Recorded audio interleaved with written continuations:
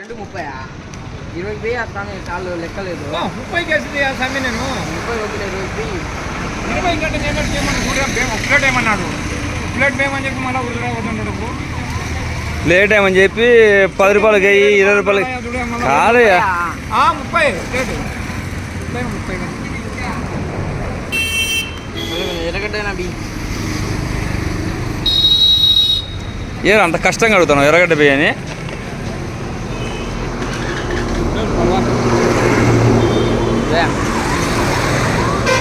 లెక్క లేచి బాయ్ ఎంత లెక్క లేచి బాయ్ యాడికి లేచిపోయింది 1 రూపాయలు బొక్క